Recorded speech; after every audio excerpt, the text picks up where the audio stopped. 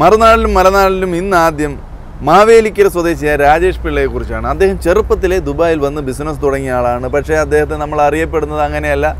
Radio jockey എന്ന ഈ അടുത്ത് റിലീസായ രാജസേനൻ ചിത്രത്തിൻ്റെ നിർമ്മാതാവായും അതിലെയും മറ്റ് ചില സിനിമകളിലെയും ചില സീരിയലുകളിലെയും നടനായുമാണ്. ആ നടൻ്റെ ബിസിനസ്മാൻ്റെ വിശേഷങ്ങളിലേക്കാണ് ആദ്യം.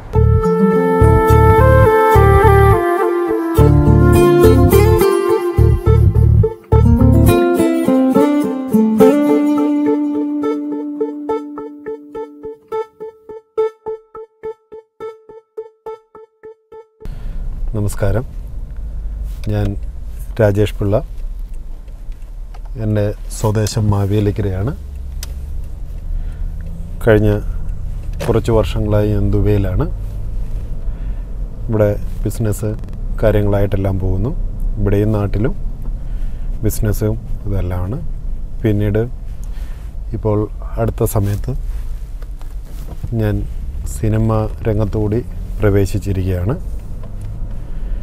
ഇപ്പോൾ എൻ്റെ ഒരു സിനിമയുടെ പ്രൊഡക്ഷൻ കഴിഞ്ഞ് ഓൾറെഡി സിനിമ റിലീസായി. റേഡിയോ ജോക്കി എന്നാണ് സിനിമയുടെ പേര്. അതിനു മുമ്പ് ഞാനൊരു സിനിമയിൽ അഭിനയിച്ചു, മുസാഫിർ എന്ന് പറയുന്ന സിനിമയിൽ. അതിനുശേഷം ഇപ്പോൾ പുതിയ വൂണ്ട് എന്ന് പറയുന്ന ഒരു സിനിമയിൽ കൂടി അഭിനയിച്ചു. മറ്റ് 2 സിനിമകൾ കൂടി ഇപ്പോൾ അഭിനയിക്കാൻ എല്ലാം കമ്മിറ്റായിരിക്കുന്നു. പിന്നെ ചില സീരിയലുകൾ, അങ്ങനെ ചെറിയ അഭിനയം, ബിസിനസ് എല്ലാം കൂടി ഇങ്ങനെ ചെറിയ രീതിയിൽ നോക്കി കൊണ്ടുപോകുന്നു. എന്നെ സംബന്ധിച്ച് ഞാൻ സിനിമയെ ഒരിക്കലും ഒരു ബിസിനസ്സായിട്ട് എടുക്കുകയില്ല. കാര്യം ഞാൻ മറ്റുള്ള ബിസിനസ്സും കാര്യങ്ങളും എനിക്കുണ്ട്, അതിൽ നിന്ന് ജീവിക്കാനുള്ള വരുമാനം കിട്ടുന്നുണ്ട്. അതുകൊണ്ട് ഇതിനെ അങ്ങനെ ഒരു വരുമാന മാർഗമായിട്ട് കാണുന്നില്ല. പക്ഷേ അതിൽ നിന്ന് എനിക്ക് കിട്ടുന്നത് എന്തെങ്കിലും ഒരു പാവങ്ങളെ സഹായിക്കുക, അങ്ങനെ എന്തെങ്കിലും ഒരു ഇത് ചെയ്യണമെന്നുള്ളൊരു ആഗ്രഹത്തിലാണ് ഇപ്പം ഞാൻ വീണ്ടും ഇപ്പോൾ അഭിനയ രംഗത്തോട് കടന്നിരിക്കുന്നത്. അതിൽ നിന്ന് കിട്ടുന്ന വരുമാനം പിന്നെ തീർച്ചയായിട്ടും ഞാനൊരു എന്തെങ്കിലും ഒരു നല്ല കാര്യങ്ങൾക്ക് വിനിയോഗിക്കാൻ വേണ്ടിയിട്ടാണ് ആഗ്രഹിക്കുന്നത്.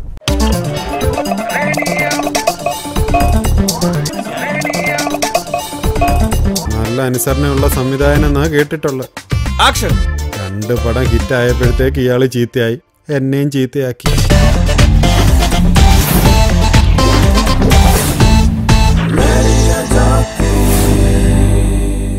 ഞാൻ 18ാമത്തെ വയസ്സിൽ ഇവിടെ എത്തിയതാണ്. അന്ന് എത്താനുള്ളൊരു കാരണം വെച്ചാൽ എൻ്റെ അച്ഛനും ഇവിടെ ഉണ്ടായിരുന്നു. അപ്പോൾ ഇവിടെ ബിസിനസ്സും കാര്യങ്ങളും ചെറുതായിട്ടൊക്കെ ഉണ്ടായിരുന്നു. അപ്പോൾ അതെല്ലാം ഒന്ന് നോക്കാനും അങ്ങനെ വന്നതാണ്. വന്നപ്പം വളരെയധികം ബുദ്ധിമുട്ടുകളും കാര്യങ്ങളും ഉണ്ടായിരുന്നു. കാര്യം വിഷമങ്ങളും കാര്യം എൻ്റെ ആ പ്രായത്തിൽ അന്ന് എൻ്റെ കൂട്ടുകാരും എല്ലാവരും അവിടെ പിന്നെ അടിച്ചു പൊളിച്ച് നടക്കുന്ന സമയത്ത് ഞാനിവിടെ വന്നു. അതൊക്കെ അത് കഴിഞ്ഞ് നമ്മളിടയ്ക്ക് പിന്നെ ഇതിന് നാട്ടിൽ ചെല്ലുന്ന വെക്കേഷനുകൾ നാട്ടിൽ ചെല്ലുമ്പം അവരൊക്കെ അന്ന് അവിടെ അടിച്ചു പൊളിച്ച് നടക്കുന്ന കാണുമ്പോൾ നമുക്ക് വളരെയധികം വിഷമവും കാര്യങ്ങളും ഉണ്ടായിട്ടുണ്ട്. കാര്യം നമുക്ക് ആ ഒരു ഉത്തരവാദിത്തങ്ങൾ ഏറ്റു. അവരൊക്കെ ആ സമയത്ത് അടിച്ചു പൊളിച്ച് നടക്കുന്നു. പക്ഷേ ഇന്ന് ഞാനത് തിരിച്ച് ചിന്തിക്കുമ്പം അതിനകത്തൊരു സന്തോഷം വരുന്നുണ്ട്. കാര്യം ഇന്നിപ്പം ഞാൻ നാട്ടിൽ ചെല്ലുമ്പോൾ ഒരു പക്ഷേ അവർ ജീവിക്കാനുള്ള ഓട്ടങ്ങളും കാര്യങ്ങളും നടത്തുന്നു. പക്ഷെ ഒരു പക്ഷേ ദൈവം അനുഗ്രഹിച്ച് എനിക്കിന്ന് അത്രയും ഒരു ഓടേണ്ട ആവശ്യം വരുന്നില്ല. കുറച്ചൊന്ന് റിലാക്സ് ആകാനുള്ളൊരു ടൈം കിട്ടുന്നുണ്ട്. ഇപ്പം 18ാമത്തെ വർഷമാണ് ഇത് ദുബൈയിൽ. അപ്പം ശരിക്കും ഇപ്പം 18 വർഷം നാട്ടിലും 18 വർഷം ദുബൈയിലും. അതുകൊണ്ട് ഇപ്പം രണ്ടും എന്നെ എനിക്കിപ്പോൾ ഒരു പോറ്റമ്മ പെറ്റമ്മ എന്നുള്ളൊരു രീതിയിലാണ് രണ്ടിനെയും. നാടിനോടുള്ളൊരു സ്നേഹവും കാര്യങ്ങളും എല്ലാം അതേപോലെ നമ്മളിപ്പം നോക്കുന്നുമുണ്ട്. കാര്യം വെച്ച് കഴിഞ്ഞാൽ അത് മനസ്സിലെപ്പോഴും ഉണ്ട്. അതൊരിക്കലും നമുക്ക് കളയാൻ പറ്റുന്ന ഒരു കാര്യമല്ല. എന്നെ ഇപ്പോൾ ഈ രീതിയിൽ എത്തിച്ചത് ഈ നാടാണ്. അപ്പോൾ അതിൻ്റേതായ ഒരു സ്നേഹവും ഉത്തരവാദിത്വമൊക്കെ ഈ നാടിനോട് എനിക്കുണ്ട്. ഞാൻ ഇവിടെ വരുമ്പോൾ പ്രിൻറ്റിംഗ് യൂണിറ്റ് ആയിരുന്നു. അതിൽ നിന്ന് പിന്നീട് പിന്നെ ഞാനിപ്പോൾ ചെയ്തുകൊണ്ടിരിക്കുന്നത് മെയിനായിട്ട് കോപ്പി കെയർ ട്രേഡിംഗ് എന്ന് പറയുന്നതാണ് എൻ്റെ ഇവിടുത്തെ മെയിൻ ഒരു കമ്പനി. അത് എന്ന് പറയുന്നത് നമ്മൾ ഓഫീസ് ഓട്ടോമേഷൻ രംഗത്താണ്. അതായത് ഫോട്ടോ കോപ്പിയേഴ്സ്, പ്രിൻറ്റേഴ്സുകൾ, ഇതിൻ്റെ എല്ലാം സെയിൽസ്, സർവീസ് അങ്ങനെ ഇത് ചെയ്യുന്നു. അടുത്തൊരു ഡിവിഷൻ എന്ന് പറയുന്നത് ഞങ്ങൾ സെയിം ഇതിൽ തന്നെ വരുന്നത് പ്രിൻറ്റിംഗ് ആണ്. പ്രിൻറ്റിംഗ് എന്ന് വെച്ച് കഴിഞ്ഞാൽ ഹീറ്റ് ട്രാൻസ്ഫർ പ്രിൻറ്റിംഗ് എന്ന് പറയും. അതായത് നമ്മളുടെ ടീഷർട്ടിലും മഗ്ഗിലും ഒക്കെ നമ്മളുടെ ഫോട്ടോസ്, അങ്ങനെ ഒരുപാട് ഗിഫ്റ്റ് ഐറ്റംസിൽ പ്രിൻറ്റിങ്, അതിനുള്ള എക്യുപ്മെൻറ്റ്സിൻ്റെ സെയിൽസാണ് നമ്മൾ മെയിനായിട്ട് ചെയ്യുന്നത്. സെയിലും സർവീസും അതിവിടെ വളരെ കുറച്ച് ആൾക്കാർ ചെയ്യുന്ന ഒരു ഫീൽഡാണ്. പ്രത്യേകിച്ച് അതിൻ്റെ സർവീസ് പാർട്ട് ചെയ്യുന്നത് നമ്മൾ മാത്രമേ അതിൻ്റെ സർവീസ് ചെയ്യുന്നുള്ളൂ. അതായത് ഈ പ്രിൻറ്റിംഗ് മെഷീൻസും അതിനുവേണ്ടി പ്രത്യേക പ്രിൻ്റർ മോഡിഫൈ ചെയ്ത് കൊടുക്കുന്നത് നമ്മളാണ്. തോഷിബ എന്ന് പറയുന്ന കമ്പനിയുടെ ഒരു പർട്ടിക്കുലർ മോഡൽ നമ്മൾ മോഡിഫൈ ചെയ്ത് കൊടുത്ത് അത് വളരെ നല്ല രീതിയിൽ മാർക്കറ്റിൽ പോയിക്കൊണ്ടിരിക്കുകയാണ്. ഈ പ്രിൻറ്റിങ്ങിന് ഉപയോഗിക്കുന്ന പേപ്പർ എല്ലാ പ്രിൻ്ററുകളിലും മെഷീനുകളിലും ഇത് ഉപയോഗിക്കാൻ പറ്റില്ല. അപ്പോൾ അതിന് പ്രത്യേകം നമ്മൾ മോഡിഫൈ ചെയ്തിരിക്കണം പ്രിൻ്റർ. ഇതിപ്പോൾ അങ്ങനെ നമ്മൾ മോഡിഫൈ ചെയ്ത് കൊടുക്കുന്ന ഒരു സ്ഥാപനമാണ്.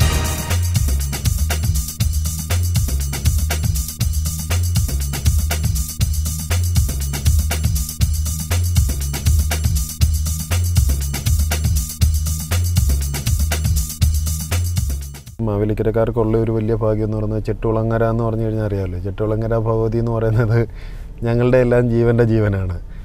ഞങ്ങളെല്ലാം നിലനിർത്തുന്നതും ആ ഒരു ശക്തിയാണ്. അപ്പം പിന്നെ നമുക്ക് ചെട്ടുളങ്ങരയുടെ ഏറ്റവും വലിയൊരു പ്രത്യേകത എന്ന് പറയുന്നത് അതാണല്ലോ, അവിടെ ഒരു ജാതിയോ മതമോ ഒന്നുമില്ലല്ലോ ചെട്ടുളങ്ങരയിൽ. കാര്യം അവിടെ കുംഭഭരണി എന്ന് പറയുന്നത്, ചെട്ടുളങ്ങര ഭരണി എന്ന് പറയുന്നത് എല്ലാ ജാതിയിൽ എല്ലാ മതത്തിൽപ്പെട്ടവരും പിന്നെ വെളിയിൽ ജോലി ചെയ്യുന്നവരെല്ലാം പട്ടാളക്കാരായാലും ഗൾഫുകാരായാലും ലീവിന് വരുന്നത് കുംഭഭരണി സമയത്തായിരിക്കും. അത് ചെട്ടുളങ്ങരയുടെ ഓണം എന്ന് പറയുന്നത് കുംഭഭരണിയാണ്. അതായത് ചെട്ടുളങ്ങരക്കാരൻ്റെ മനസ്സിൽ ചെട്ടുളങ്ങരമ്മയാണ് വലുത്. അത് കഴിഞ്ഞ് സ്വന്തം അച്ഛനും അമ്മയും ഇല്ല മറ്റാരും ഉള്ളൂ. ആ ഒരു ഭക്തി എന്നും മനസ്സിലുണ്ട്. അങ്ങനെ ചെട്ടുളങ്ങരയിലും എല്ലാ അമ്പലങ്ങളിലും പോകാറുണ്ട്. പിന്നെ അവിടുത്തെ കുത്തിയോട്ട വഴിപാടുകളും കാര്യങ്ങളെല്ലാം നമ്മൾ ചെയ്യാറുണ്ട്.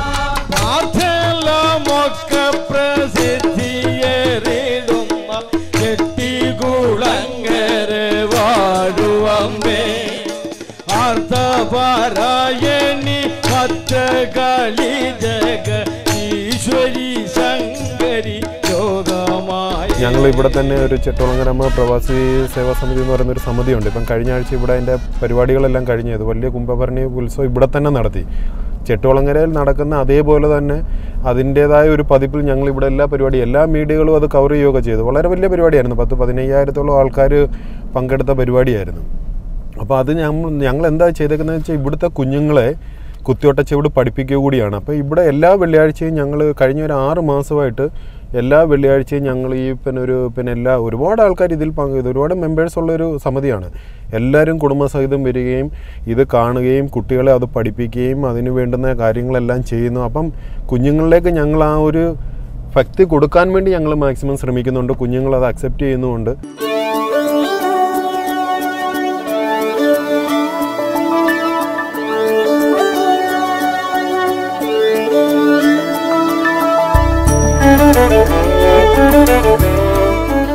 ദുബൈയിൽ അൽഗസിസ് എന്ന് പറയുന്ന ഏരിയ ആണ്. ഇപ്പോൾ ഞാൻ താമസിക്കുന്ന ബിൽഡിംഗ് ആണത്. ഈ സ്ഥലത്തിൻ്റെ ഒരു പ്രത്യേകത എന്ന് പറയുന്നത് ഇവിടെ നിന്ന് നമുക്ക് ഷാർജ തൊട്ടടുത്തതാണ്. ഷാർജ അപ്പുറത്തോട്ട് പോയി കഴിഞ്ഞാൽ എമിറേറ്റ്സ് റോഡ്. അപ്പോൾ ഏത് ഭാഗത്തോട്ടും പോകാൻ വളരെ കൺവീനിയൻ്റ് ആയിട്ടുള്ളൊരു ഏരിയ ആണ്. കുറച്ച് ക്വയറ്റായിട്ടുള്ളൊരു ഏരിയ ആണിത്. ഫാമിലി എല്ലാം ഇവിടെ ദുബൈയിൽ തന്നെയാണ്. ഭാര്യയും 2 മക്കളും. ഭാര്യയുടെ പേര് ശാലിനി, മോൻ്റെ പേര് പ്രശാൽ, മോളുടെ പേര് പ്രതീക്ഷ. നമ്മളുടെ കുഞ്ഞുങ്ങളെ നമുക്ക് നമ്മുടേതായ രീതിയിൽ വളർത്താനാണ്. ഇപ്പം നമ്മുടെ വിശ്വാസത്തിനനുസരിച്ച് വളർത്താം. നമുക്ക് അമ്പലമുണ്ട്, പള്ളിയുണ്ട്, പിന്നെ എല്ലാ സൗകര്യങ്ങളും ഇവിടെ ഉണ്ട്. അപ്പോൾ നമ്മൾ രാജേഷ് സാറിൻ്റെ വീട്ടിലാണ്. ഇത് കിസൈസിലെ ഒരു അപ്പാർട്ട്മെൻറ്റാണ്. ഇവിടെ ഒരു ഭീകരനും ഒരു ഭീകരിയും ഭാര്യ സമേതനായിട്ട് അദ്ദേഹം നമ്മളോടൊപ്പം ഉണ്ട്. കുടുംഭത്തിൻ്റെ വിശേഷങ്ങൾ നമുക്ക് കുറച്ചൊന്നറിയാം. പേര് ശാലിനി. മലയാളി അല്ലെന്നറിഞ്ഞു. മലയാളിയാണ്, പക്ഷേ സംസാരിക്കാൻ മാത്രം അറിയത്തില്ല. അതെന്താണ് മലയാളിയാണ് പക്ഷെ സംസാരിക്കാൻ അറിയത്തില്ല. അപ്പൊ എങ്ങനെ മലയാളി ഭാഷ വെച്ചിട്ടാണ് മലയാളിയാണോ അല്ലയോ നമ്മൾ തീരുമാനിക്കുന്നത്? അതെ, ഭാഷ തീരുമാനിക്കുന്നത് മമ്മിയും പപ്പ മലയാളീസ് അല്ലയോ, ഞങ്ങളും മലയാളി ആയില്ലേ. ജന്മം കൊണ്ട് മലയാളി, ജന്മം കൊണ്ട് മീൻസ് അച്ഛനും അമ്മയും മലയാളി കാണും. ഞങ്ങൾ ജനിച്ചത് പൂനെയില് കാണും. നമ്മള് ബോംബെ മലയാളിയാണെന്ന് പറയാം. അതെ, മലയാളിയായ ശാലിനി ബോംബെയിൽ ജനിച്ചു വളർന്നു, ദുബായിലെത്തി. ദുബായിൽ വന്നിട്ട് എത്ര കാലമായി? 8 വർഷം. 8 വർഷമായിട്ട് എന്താണ് ഇവിടെ ഫീൽ ചെയ്യുന്നത്? ബോംബെയും ദുബായും തമ്മിലുള്ള ഒരു വ്യത്യാസം പ്രധാനമായിട്ടും മുംബൈ ദുബായ് അവസാനത്തെ 3 അക്ഷരങ്ങൾ സെയിം ആണ്, BA ആയി. ബാക്കി എന്ത് വ്യത്യാസം കാണുന്നു? നമ്മുടെ ഇന്ത്യയുടെ മുംബൈ ഇസ് ഡിഫറെൻറ്റ്. അവിടുത്തെ കൾച്ചർ, അവിടുത്തെ രീതി വേറെ. നമ്മുടെ ഇവിടുത്തെ ദുബായിൽ മൾട്ടിനാഷണൽ ആൾക്കാർസ് ഉണ്ട്. ആൻഡ് ഇവിടുത്തെ സെക്യൂരിറ്റി, ഇവിടുത്തെ കാര്യങ്ങൾ വേറെ. അവിടെയാണ് ഇഷ്ടം, ഇവിടെയാണ് ഇഷ്ടം? നോക്കിയെങ്കിൽ എനിക്ക് പൂനെ ദുബായിൽ നോക്കിയെങ്കിൽ ഓഫ്കോഴ്സ് പൂനെയിലാണ്. ഇത്രയും വർഷമായിട്ട് 26 ഇയേഴ്സ് പൂനെയിലായിരുന്നു ഞാൻ. അത് കഴിഞ്ഞിട്ട് ഇപ്പം ദുബായ് വന്നു. സോ എനിക്ക് കൂടുതലായിട്ട് ഇപ്പം അവിടെ തന്നെയല്ലേ കൂടുതൽ ഇഷ്ടം. പൂനെ തന്നെ ഇപ്പോഴും ഇഷ്ടം? അതെ. ദുബായ് കഴിയുന്നേ ഉള്ളൂ, വളരെ ബുദ്ധിമുട്ടിയാണ് സാർ ഇവിടെ കഴിയുന്നത്. ഇടയ്ക്കൊക്കെ പൂനെയിലേക്ക് പോകാറുണ്ട്? അല്ല, ഇപ്പൊ ഒത്തിരി നാളായി ഞങ്ങൾ പ്രശാലിന്റെ സമയത്ത് കൊണ്ടുപോകുന്നില്ല. ഇല്ല, പേടിയാണല്ലോ, പിന്നെ തിരിച്ചു വരത്തില്ല എന്നുള്ള പേടിയാ. ശരി, ഓക്കെ. ഇപ്പൊ പൂനെയുമായിട്ട് അങ്ങനെ വലിയ കോണ്ടാക്ട്സ് ഇപ്പൊ ഇല്ല? ഉണ്ട്, ബിക്കോസ് എന്റെ സിസ്റ്റർ അവിടെ തന്നെയുണ്ട്. നമ്മുടെ ഇത് അവിടെ തന്നെയുണ്ട്. വീടിന്റെ അടുത്ത് തന്നെ ഒരു പയ്യനുണ്ട്. അദ്ദേഹത്തിന്റെ അവിടെ മാരേജ് ആയി, അവിടെയാ സെറ്റിൽഡ് ഇപ്പൊ. പൂനെയുടെ കൂടെ ഉണ്ട്, ഇപ്പോഴും ഫ്രണ്ട്സ് ഉണ്ട്. ഞങ്ങൾ എല്ലാവരും ഇപ്പോഴും കോണ്ടാക്ട്സ് ഉണ്ട്. സ്കൂൾ ഫ്രണ്ട്സ് എല്ലാവരും ഉണ്ട്. നമ്മളെല്ലാവരും നമ്മുടെ അയൽവാസി എല്ലാവരും എപ്പോഴും ടച്ചിലുണ്ട്. എല്ലാവരും വിളിക്കാറുണ്ട്. അവിടെ പിന്നെ ഒരു ആൻറ്റി അങ്കിൾ എല്ലാവരും ഉണ്ട്. അവരെല്ലാവരും ടച്ചിലുണ്ട്. ഇങ്ങനെ എല്ലാവരുമായിട്ട് ടച്ചിലുണ്ടെന്ന് പറയുമ്പോൾ ഈ നാട്ടുകാർ കളിയാക്കാറുണ്ടോ ഈ മലയാളം സംസാരിക്കാൻ അറിഞ്ഞൂടാത്ത? അങ്ങനെ മീൻസ് അവര് നമ്മൾ പൂനെയില് മെയിൻ തിങ് നമ്മൾ പൂനെയിലല്ല, ഇവിടെ ബാക്കി നിങ്ങൾ അസോസിയേഷനും കാര്യങ്ങളായിട്ട് ഒരുപാട് പേര് മലയാളികളുമായിട്ട്, മലയാളി വീട്ടമ്മമാരുമായിട്ട് എപ്പോഴും ഒക്കെ നിങ്ങൾ ഒന്നുമില്ലെങ്കിലും വീക്കെൻഡിലെങ്കിലും ടച്ചിലുണ്ടല്ലോ. അതെ അതെ.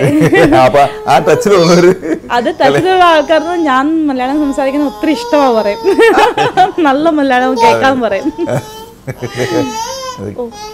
ശരി, ഇനി മോന്റെ പേരെന്താ? പ്രശാൽ. ഇവിടെ ഞങ്ങൾ വന്ന കുറച്ച് സമയം കൊണ്ട് ഇവിടെ ഭയങ്കര ബഹളമാണല്ലോ. മോഹൻലാലിനെയും മമ്മൂട്ടിയും ഇഷ്ടമല്ല പ്രശാലിന്. മമ്മൂട്ടിയും മോഹൻലാലിന് എന്താ ഇഷ്ടമല്ലാത്തത്? മമ്മൂട്ടി വെട്ടും മോഹൻലാൽ തൂക്കിയിടും. മമ്മൂട്ടി വെട്ടും മോഹൻലാൽ തൂക്കിയിടും. ആരെ? വല്ലവര്, നാട്ടുകാരല്ല. നമുക്കത് ഇഷ്ടമല്ല.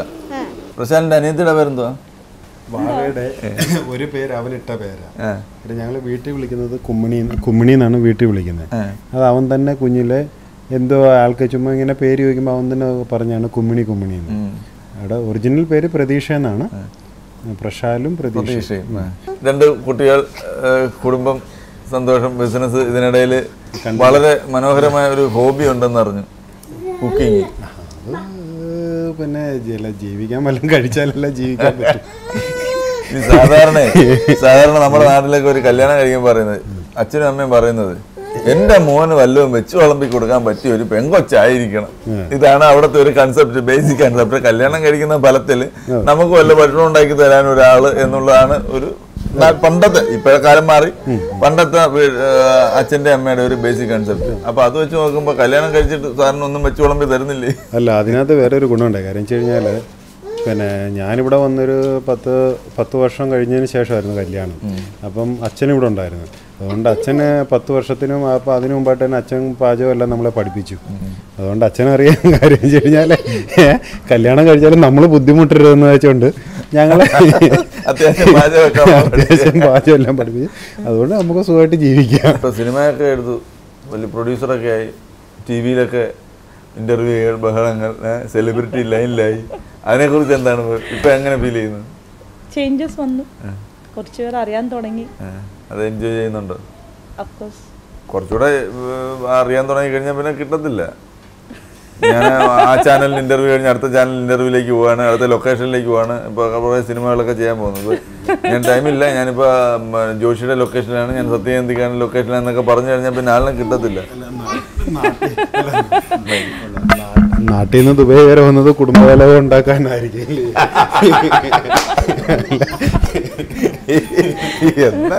ചെറിയൊരു കൊത്തിട്ട് അല്ല, അല്ലെങ്കിലും ഇപ്പോഴും കാണാറില്ല. അതിന്റെ മുമ്പ് ഷൂട്ടിങ്ങിന് മുമ്പ് പുള്ളിക്കാരൻ ബിസി ആയിരുന്നു. എപ്പോഴും നാട്ടിലെ കാര്യത്തിൽ നോക്കാനും അവിടെ ഇവിടെ പോവുമായിരുന്നു. അങ്ങനെ ഇപ്പം ശീലമാവുക. എന്തായാലും വളരെ സന്തോഷം നിങ്ങളോടൊപ്പം ഇത്രയും സമയം ചെലവഴിച്ചതിന്. ഞങ്ങളുടെ എല്ലാ നന്മകളും അറിയിച്ചു കൊള്ളുന്നു. Thank you. തിരിച്ചും അതുപോലെ തന്നെ ഇങ്ങനൊരു അവസരം തന്നതിന് വളരെയധികം നന്ദി. ഇനിയും ഇങ്ങനെ എവിടെയെങ്കിലുമൊക്കെ വെച്ച് കാണാം. കാണുന്നതിന് മുമ്പ് ഞങ്ങളുടെ വന്നത് കൊണ്ട് ഞങ്ങളുടെ സന്തോഷം അറിയിക്കാൻ ഞങ്ങളൊരു ചെറിയ സമ്മാനം തരുന്നുണ്ട്.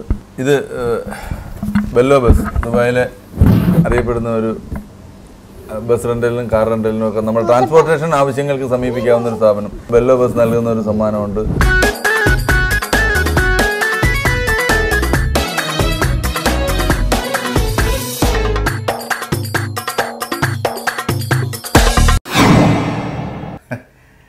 രാജേഷ് പിള്ള സാറ് ഒരു ഭക്ഷണപ്രിയം മാത്രമല്ല, ഒരു പാചകപ്രിയനുമാണെന്ന് നമ്മൾ അറിഞ്ഞു. നമുക്ക് വേണ്ടി ഒരു വിഭവം തയ്യാറാക്കി തരാൻ റെഡി ആയിരിക്കുകയാണ്. ഒരു നളപാചകം നമുക്ക് ആസ്വദിക്കാം. എന്താണ് സാർ നമുക്ക് പ്രിപ്പയർ ചെയ്യാൻ പോകുന്നത് നമുക്ക് വേണ്ടി? നമുക്കിന്ന് സ്പെഷ്യലായിട്ടൊരു, അതായത് മിക്സ് സീ ഫുഡ് സിസിലേഴ്സ്. അപ്പോൾ സീ ഫുഡിൻ്റെ മിക്സ് എന്ന് പറയുമ്പോൾ എന്തായാലും ഒരു ഐറ്റം അല്ല, 2-3 കാണും. അതെ, അതിൽ നമുക്ക് ഞണ്ടുണ്ട്, കല്ലുമേക്കായുണ്ട്, പിന്നെ കൂന്തലുണ്ട്, പിന്നെ കൊഞ്ചുണ്ട്, പിന്നെ ഈ ഹമൂർ, ഇപ്പോൾ ഇവിടെ കിട്ടുന്ന ഹമൂർ എന്ന് പറയുന്ന ഫിഷിൻ്റെ ഒരു സ്വല്പമുണ്ട്. അപ്പോൾ അങ്ങനെ ഒരു 4-5 സീ ഫുഡും കൂടെ ചേർത്തിട്ടുള്ള ഒരു സിസിലർ. അപ്പോൾ നമുക്ക് പണി തുടങ്ങാം. ആ ഇൻഗ്രീഡിയൻസ് ഏതൊക്കെയാണെന്ന് നമ്മൾ ഇതിനകത്ത് ഉപയോഗിക്കുന്നത് ആദ്യം ഉപ്പ്, മുളക് പൊടി, ഗരം മസാല, മല്ലിപ്പൊടി, കുരുമുളക് പൊടി, ഇത് സ്പ്രിംഗ് ഒനിയൻ്റെ ലീവ്സ് കട്ട് ചെയ്തത്, French fries, baby cone, onion cut ചെയ്തത്, ക്യാരറ്റ് കുക്കുംബർ കട്ട് ചെയ്തത്, ഇത് ക്രാബ് ബോയിൽ ചെയ്ത് വെച്ചിരിക്കുന്നതാണ്. ബോയിൽ ചെയ്യുന്ന സമയത്ത് ഇതിനകത്ത് സ്വല്പം ഗരം മസാലയും മുളക് പൊടിയും കുരുമുളക് പൊടിയും ഉപ്പും കൂടി ഇട്ടിട്ട് വേണം നമ്മളത് ബോയിൽ ചെയ്യാൻ. കല്ലുമേക്ക ബോയിൽ ചെയ്ത് വെച്ചിരിക്കുന്നത്. ഇതിൽ പ്രൗൺസും സ്കിഡ്സും കൂടി ബോയിൽ ചെയ്ത് വെച്ചിരിക്കുന്നതാണ്. ഇത് മഷ്റൂം, കോണ്, ക്യാപ്സിക്കൻ ഇതെല്ലാം കൂടെ മിക്സ് ചെയ്ത് ബോയിൽ ചെയ്ത് വെച്ചിരിക്കുന്നതാണ്. ഓയിൽ, വെളിച്ചെണ്ണയാണ് ഉപയോഗിക്കുന്നത്. നമുക്കിതിന് ഉപയോഗിക്കുന്നത് നമ്മുടെ ക്യാബേജ് ലീഫ്, ഒനിയൻ ലീഫ്, ഇത്രയാണ് ഇതിനകത്ത് വരുന്ന ഇൻഗ്രീഡിയൻസ്. അപ്പോൾ ഇനി നമ്മൾ ചെയ്യേണ്ടതെന്ന് വെച്ച് കഴിഞ്ഞാൽ, നമ്മൾ ഫസ്റ്റ് നമ്മൾ ഫ്രൈങ് പാൻ വെക്കുന്നു. അതിനകത്തോട്ട് അല്പം ഓയിൽ, നമ്മൾ വെളിച്ചെണ്ണയാണ് പ്രധാനമായിട്ട് നമ്മൾ ഉപയോഗിക്കുന്ന കാര്യം. ആരോഗ്യത്തിന് നല്ലതല്ലേ? അതെ, ഇപ്പോൾ എല്ലാവരും പറയാം കൊളസ്ട്രോൾ ഒക്കെ, ഇവിടെ അതൊക്കെ വെറുതെയാണ്. കുറച്ച് എണ്ണ ഒഴിക്കുന്നു.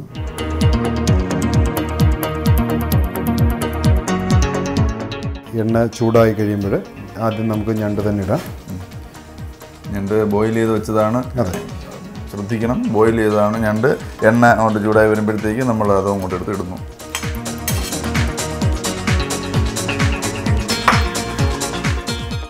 അടുത്തത് കല്ലുമേക്ക. ഇത് കക്കയുടെ കുറച്ച് വലുത്. ഇത് പിന്നെ കണ്ണൂർ ഭാഗങ്ങളിലാണ് ഇത് കൂടുതലും സുലഭമായിട്ട്. തിരുവനന്തപുരത്ത് കക്കയാണുള്ളത്. ഇത് കല്ലുമേക്ക. ചിപ്പി എന്ന പേരിൽ അറിയപ്പെടുന്നത്. സിനിമാടിയല്ല, ഫ്രൈ ആയിട്ടും തോരനായിട്ടും ഒക്കെ കിട്ടും ഹോട്ടലുകളിൽ. പ്രോൺസും സ്കിഡ്സും ഈ ഹമൂർ ഫിഷും ഇതിനകത്ത് വെച്ചിരിക്കും. ഹമൂർ, പ്രോൺസ്, സ്ക്വിഡ്, കണവ, ഇത് മൂന്നുമാണ് നമ്മൾ ഇതിനകത്തുള്ളത്.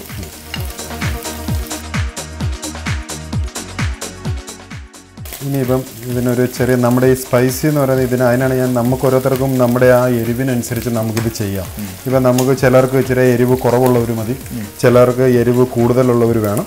അപ്പോൾ അവർക്കൊക്കെ വേണ്ടിയിട്ട് നമുക്കിത് അവരുടെ ഇഷ്ടം അനുസരിച്ചിട്ട് ഇതിനകത്ത് നമുക്ക് മസാലകൾ ചേർക്കാം.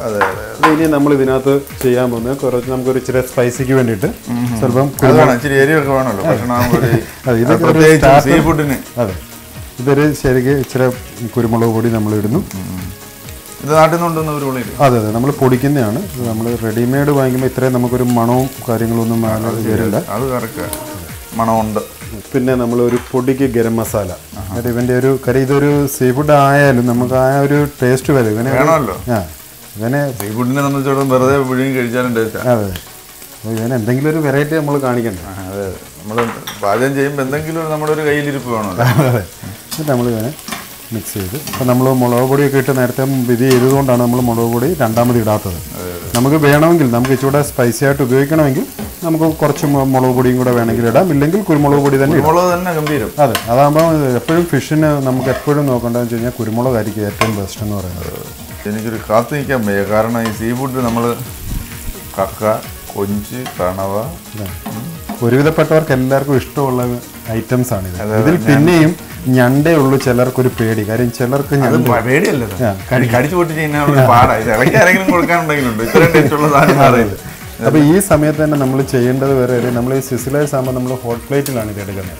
അപ്പം നമ്മൾ സിസിലേഴ്സ് പ്ലേറ്റ് എന്ന് പറഞ്ഞിട്ട് ഇത് പ്ലേറ്റ് ഉണ്ട്, കണ്ടില്ലേ, ഇതാണ് സിസിലർ പ്ലേറ്റ്. അപ്പം നമ്മൾ ഇതിനകത്താണ് ഇത് ഈ സാധനം നമ്മൾ ചെയ്യുന്നതും ഇതെല്ലാം. ഇത് പിന്നെ ഇരുമ്പിൻ്റെ വളരെ ഇതായിട്ടുള്ള ഇതാണ്, ഭയങ്കര കട്ടിയാണ് ഈ സാധനം. ഇത് നല്ല വെയിറ്റ് ഉള്ള ഇതാണ്. ഇത് നമ്മുടെ പണ്ടൊക്കെ ദോശച്ചട്ടി എന്ന് പറയുന്നത് ദോശക്കല്ലിന് ഇത്രയും കട്ടിയുണ്ടല്ലോ. അതെ അതെ അത് തന്നെ. അപ്പോൾ ഇത് നമ്മൾ കുറച്ച് ചൂട് ഇത് നല്ലപോലെ ചൂടാക്കണം. വരെ നമ്മൾ ഗ്യാസിൽ വെച്ച് കുറച്ച് നേരം ഇപ്പം ഈ സമയത്ത് തന്നെ ഇത് നല്ലപോലെ ചൂടായിക്കോളും. അതെ. ഇതിപ്പം നമ്മളിതിപ്പോൾ ഏകദേശം ഒന്ന് ഡ്രൈ ആയി എളുപ്പം റെഡിയാക്കി മണം അടിച്ചിട്ട് നിൽക്കാൻ ഒന്ന് റെഡിയായി കഴിയുമ്പോൾ നമ്മൾ ഇനി അടുത്തത് ഈ ഹോട്ട് പ്ലേറ്റ് നല്ലപോലെ ചൂടാണ്. കാര്യം അതിലാണ് അതിൻ്റെ ടെക്നിക്ക് ഇരിക്കുന്നത്. ഇത് ചൂടാവുന്നത് പോലെ ഇരിക്കും ഇതിന്റെ ടേസ്റ്റും കാര്യങ്ങളും. അതെ, ഏറ്റവും ചൂടായി ഇതിൽ നിന്ന് ഒന്ന് രണ്ട് സാധനം വെളിയിലോട്ട് വരാനുണ്ടാണ്, സിസിലറിനെ പറയാൻ പറ്റുള്ളൂ. അത് ശരി. അപ്പോൾ ഒരു പൊടിക്ക് ഇച്ചിരി ഒരു എണ്ണ ഇതിനകത്തൊന്ന് നമ്മളൊന്ന് താളിച്ചാൽ മതി. ഒന്ന് ജസ്റ്റ് ഒന്ന് ഇവനെ ഒന്ന് പിന്നെ മയപ്പെടുത്താൻ വേണ്ടി. ഇപ്പോൾ ഇത് റെഡി ആയ സ്ഥിതിക്ക് ഇതിൽ നമ്മൾ ആ പിന്നെ നേരത്തെ റെഡിയാക്കി വെച്ചിരുന്ന ക്യാരറ്റും കുക്കുംബറും എല്ലാം കൂടെ ഇച്ചിരി ഇടുക. കാര്യം ഇത് ഒന്ന് വാടാൻ വേണ്ടിയിട്ട് നമ്മൾ ഇതൊന്ന് ഇതിനകത്തോട്ട് ഇടുന്നു. ക്യാരറ്റും കുക്കുംബറും ഇത് മറ്റേ അതിനകത്തോട്ട് ഈ ബേബി കോൺ കൂടി ഇടുക.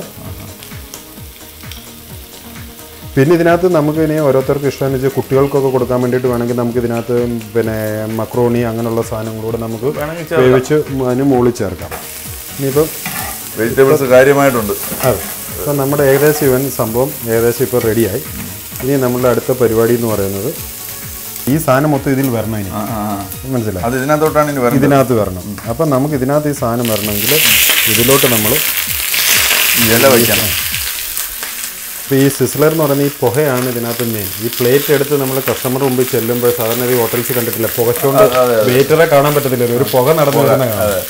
ഈ പുക വരണം. അപ്പം ബില്ല് കൊടുത്തു. അതെ. ഇതിനകത്ത് ഇനി നമ്മൾ ചെയ്യേണ്ടതെന്ന് വെച്ച് കഴിഞ്ഞാൽ ഒരു ഈ നമ്മൾ നേരത്തെ പുഴുങ്ങി വെച്ചിരിക്കുന്ന വെജിറ്റബിൾസിൽ കുറച്ച് ഇതിൻ്റെ അടിയിൽ ഒരു ലെയർ അങ്ങിടുക.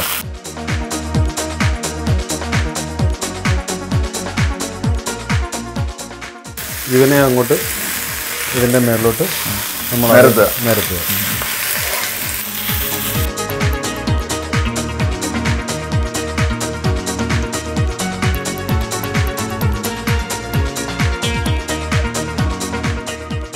ഇനി നമ്മുടെ വെജിറ്റബിൾ ഇതിൻ്റെ മുകളിലോട്ട് പുറത്ത് വീണ്ടും ഇടുന്നു.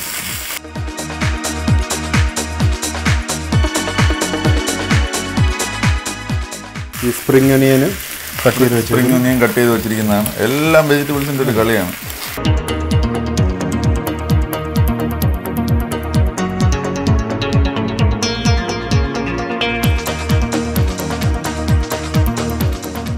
ഫ്രഞ്ച് ഫ്രൈസ് നമ്മളിത് ഫ്രൈ ചെയ്ത് വെച്ചിരുന്ന പൊട്ടറ്റോ ഫ്രഞ്ച് ഫ്രൈസ് നമുക്ക് ഇവനെയും കൂടെ അതിൻ്റെ പുറത്ത് വീണ്ടും നിരത്തുകയാണ്.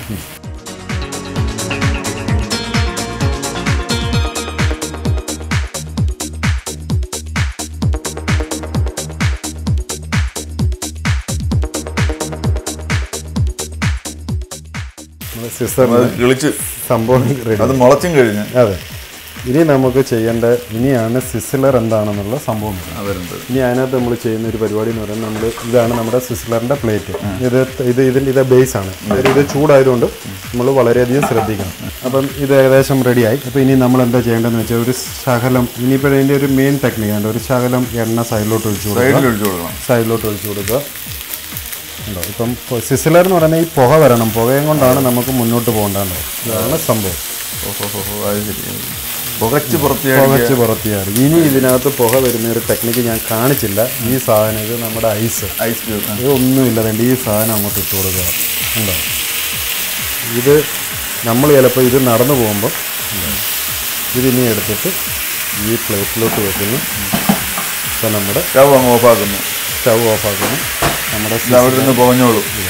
ഇങ്ങനെ തന്നെ നമ്മൾ സെർവിങ് ടേബിളിൽ കൊണ്ടുവരുമ്പോഴത്തേക്ക് നമ്മൾ ഇങ്ങനെ പുക വന്നുകൊണ്ടിരിക്കും.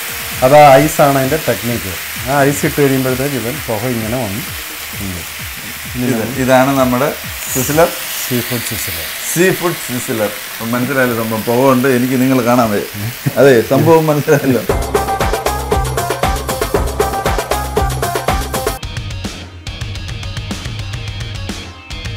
UAE ഉമർ ഖുയിലെ ഒരു പ്രഭാതമാണ്. ഇവിടെ ഇപ്പോൾ സംഭവിക്കാൻ പോകുന്നത് എന്താണെന്ന് വെച്ച് കഴിഞ്ഞാൽ ഒരു ഡെസർട്ട് ഡ്രൈവാണ്.